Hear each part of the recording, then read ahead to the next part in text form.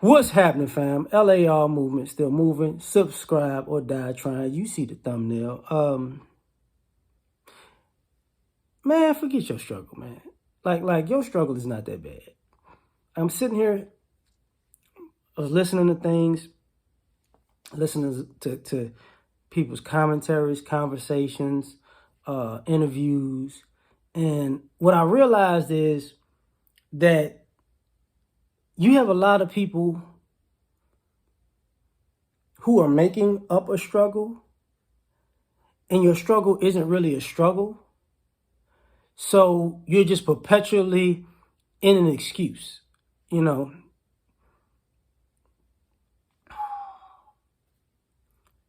So I came from a rough environment. Did you? Okay, what environment did you come from? I came from this place. Okay, when did you come from that place? Because see, for people who don't understand what I'm about to say, you could come from a place that's considered rough now that 10, 20 years ago wasn't rough.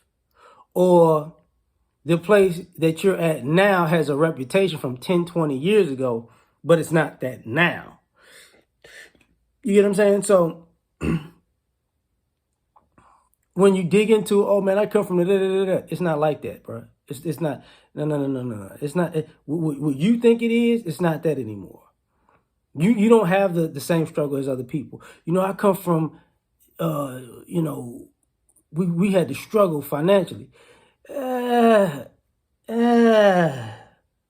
Like, you got to be careful with that because your struggle might get an F, because if you come from a generation where you had to struggle, but you had designer clothes or designer clothes for that time period, you didn't really struggle.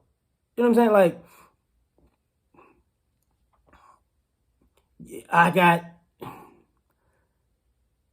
I had these jeans and these shirts and these shoes, but we were struggling. No, no, no, no, no, no, no, no. You weren't struggling. You know, there are certain things like my grandparents' generation had to deal with some things that I didn't have to deal with, you know. But some things I did have to deal with. So and what I mean by that, sometimes your grandparents know things and the older generation knows things and how to do things. And you're like, how the heck did you figure, where did that come from? Like, that was the first, like when I was younger, you know, and we kind of, let me add this to this. People know how to survive during struggle if they've been in a struggle. But when you and why I say people's struggles are full of it, because you spend more time out of a struggle than in it for the most part. So getting back to that, see, I was a kid and I was like, wait, baking soda could be deodorant and toothpaste? Because we didn't have any, you know. Crumble up the newspaper or the coupon sales paper and use it as toilet paper. You got to soften it up by crumbling it up, right? Like, what? Well, we got to do what we got to do, right? So, you know, what we got in the house? Flour, water, sugar. Make a pancake.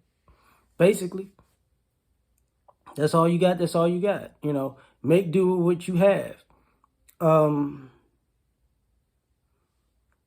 What did my uncle had that the heat was off and it's not a canteen, but it's built like a big canteen, and you know,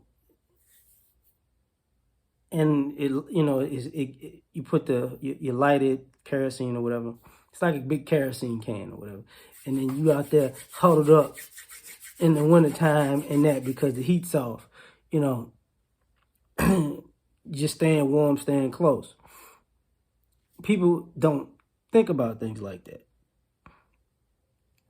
And but now we talking about struggles, and I struggle with anxiety. I struggle with my weight. I struggle with self-esteem. What? Like, you know, the things that we're struggling with now from my grandparents, my parents that I've seen in my lifetime, even parts of my generation, the things we're struggling with now are luxury struggles. You know what I mean? Like, you actually have the time to have this struggle. You actually have enough